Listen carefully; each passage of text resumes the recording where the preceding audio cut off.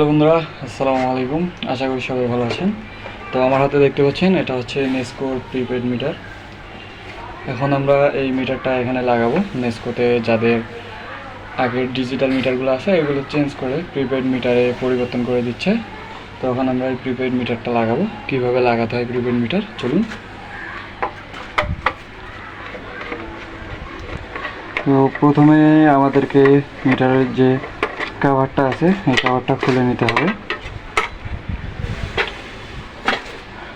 নেওয়ার পরে আমাদেরকে এরপর আমরা এখানে একটি স্ক্রু বসাবো। তো আমাদের স্ক্রু বসানো শেষ। এখন আমি মিটারটা আটকাই দেব।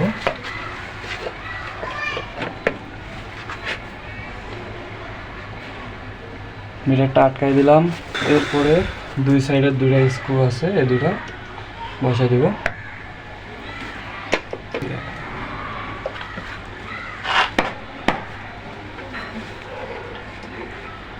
আমাদের অফিসার এসে গেছেন।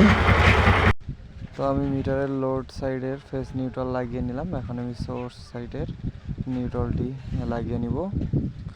নেস্কো লাইন চালু লাইনে কাজ করতে হয়, যার কারণে একটু সমস্যা হয়। তো এখন আমি সোর্স সাইডের ফেস কানেকশন করব। এটা ওয়াল ফুটা করে বাইরে থেকে ভিতরে আনা হয়েছে, যার কারণে মাথায় টেপ দিয়ে নিয়েছিলাম। তো আমি টেপটা খুলে নেব, নিয়ে মাথা বের করে আমি সোর্স সাইডের ফেস কানেকশন করব।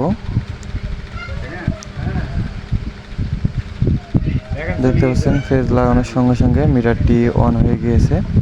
মিটারটা যদিও অন হয়ে গিয়েছে, তারপরেও এখনও বিদ্যুৎ ব্যবহার করা যাবে না। মিটারটা অন করে নিতে হবে কোড ডায়াল করে। তো আমি বেস প্লেটটা লাগিয়ে নিচ্ছি। লাগানো হয়ে গেলে কিভাবে মিটার কত ডায়াল করে অন করতে হয় এবং এমার্জেন্সি ব্যালেন্স কত ডায়াল করে নিতে হয় এটিও আপনাদেরকে দেখিয়ে দিব। সবাই ভিডিওটি অবশ্যই লাস্ট পর্যন্ত দেখবেন। সাধারণত পল্লী বিদ্যুৎ অথবা অন্যান্য যে মিটারগুলো আছে সেমভাবেই কানেকশন করতে হয়। এটাতে শুধু মিটারটি অন করার জন্য কোড ডায়াল করতে হয়। তো এখন আমি 865 ডায়াল করে মিটারটি অন করে নিলাম। দেখতে পাচ্ছেন গুড লেখা উঠছে।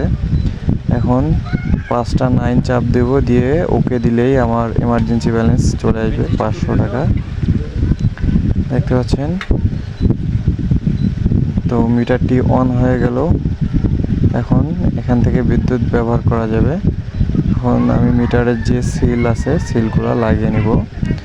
আর একটা কথা, যারা নেস্কোর মিটার চেঞ্জ করে নিতে যাচ্ছেন, রংপুরের নেস্কো থেকে যারা ডিজিটাল